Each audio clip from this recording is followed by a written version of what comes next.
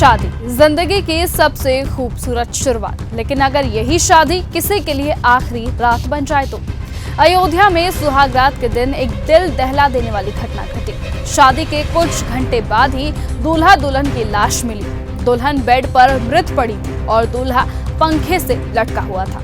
आखिर ऐसी क्या वजह थी जो इस जोड़े ने कुछ घंटे पहले 7 फेरे लिए थे, वो अब इस दुनिया में नहीं रहा। क्या ये प्यार में छिपा कोई राज था या फिर इस कहानी में कोई तीसरा किरदार भी था?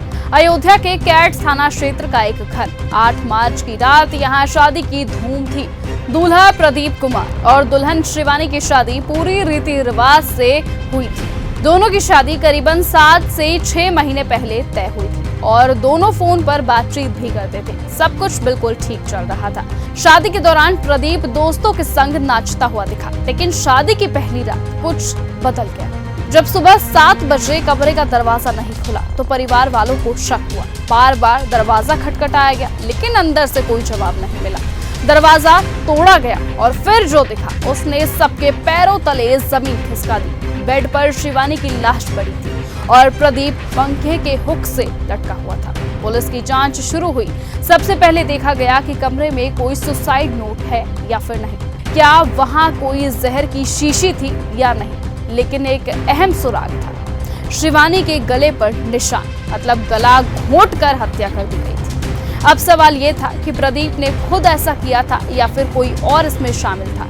लेकिन कमरे का दरवाजा तो अंदर से बंद था, यानी किसी तीसरे व्यक्ति के वहां होने की संभावना पैदा ही नहीं होती है। यानी ये बात तो साफ है कि प्रदीप ने पहले शिवानी की हत्या की और उसके बाद खुद भी उसने खुदकुशी कर ली। जांच के दौरान एक और चौंकाने वाली बात सामने आई कि रात को प्रदीप के फोन पर एक मैसेज आया था। इसके बाद ही कमरे में कोई बहस या विवाद हुआ होगा और फिर सुबह दोनों की लाश मिली।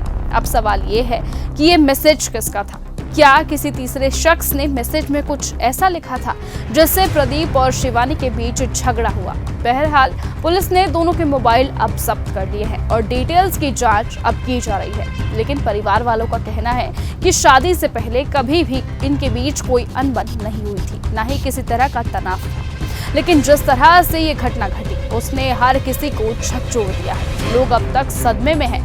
पूरे घर में मातम पसरा हुआ है। लेकिन सबसे बड़ा सवाल यही है कि आखिर इस शादी की पहली रात ऐसा क्या हुआ? फिलहाल पुलिस इन एंगल्स पर काम कर रही है। पहला पोस्टमार्टम रिपोर्ट का इंतजार किया जा रहा है और उसी से पता चलेगा मौत का सही समय और तरीका क्या था। दूसरा, मैसेज की तह तक जाने की कोशिश लगातार जारी है जिससे असली वजह का खुलासा हो सके। और तीसरा, कॉल डिटेल्स और चैट हिस्ट्री की जांच, ताकि ये पता लगाया जा सके कि कहीं कोई पुराना विवाद तो इनके बीच नहीं था।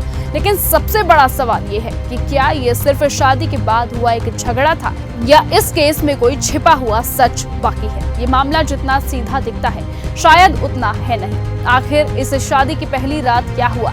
क्या किसी और का भी हाथ था या फिर कुछ ऐसा था जो परिवार वालों को कभी नहीं पता चला? इस केस का खुलासा कब होगा, इसका जवाब तो पुलिस के हाथों में है। लेकिन जो बात अभी तक सामने आई है वो काफी रहस्यमयी है। आपका इस केस पर क्या कहना है? क्या ये वाकई एक प्लान मर्डर था या फिर एक गलतफहमी की वजह से उठाया गया कदम?